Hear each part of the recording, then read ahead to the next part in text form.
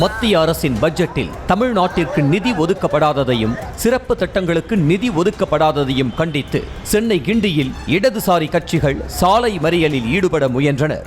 முன்னெச்சரிக்கை நடவடிக்கையாக 500க்கும் மேற்பட்ட போலீசார் குவிக்கப்பட்டிருந்த நிலையில் பெரிய அளவிலான இரும்பு தடுப்பு வேலிகளை அமைத்து தடுத்து நிறுத்திய போது போலீசாருக்கும் போராட்டக்காரர்களுக்கும் இடையே தள்ளுமுள்ளு ஏற்பட்டது. இதையடுத்து சாலையில் அமர்ந்து தர்ணாவில் ஈடுபட்ட பெண்கள் உள்ளிட்ட போராட்டக்காரர்களை குண்டுகட்டாக தூக்கிச் சென்று போலீசார் கைது செய்தனர்.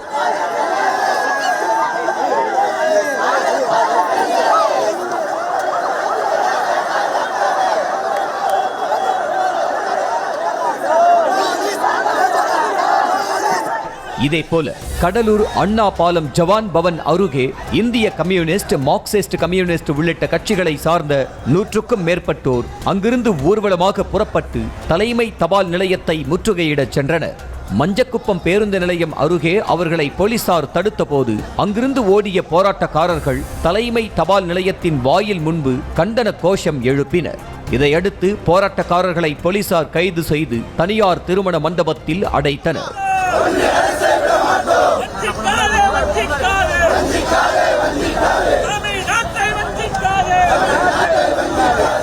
இதேபோல் திருவண்ணாமலை மாவட்டம் ஆரணி பழைய பேருந்து நிலையத்திலிருந்து ஊர்வலமாக புறப்பட்டுச் சென்ற இந்திய கம்யூனிஸ்ட் மற்றும் மார்க்சிஸ்ட் கட்சியினர் தபால் நிலையத்தில் நுழைந்து ஆர்ப்பாட்டத்தில் ஈடுபட்டனர். போராட்டக்காரர்களை கட்டுப்படுத்த முடியாமல் திணறிய போலீசார் ஒரு கட்டத்தில் 300க்கும் மேற்பட்டோரை கைது செய்தனர்.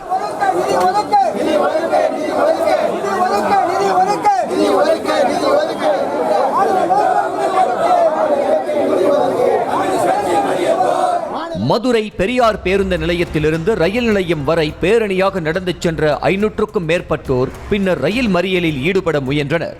ரயில் நிலைய வாயில் முன்பாகவே பேரிகார்டு அமைத்து போராட்ட குழுவினரை தடுத்து நிறுத்திய போலீசார் கைது செய்தனர்.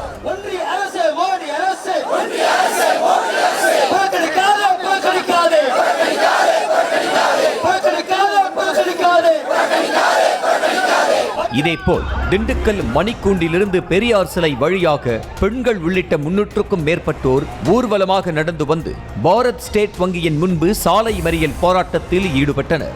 தடையை மீறி சாலை மறியல் போராட்டத்தில் ஈடுபட்ட அனைவரையும் போலீசார் கைது செய்து அழைத்து சென்றனர்.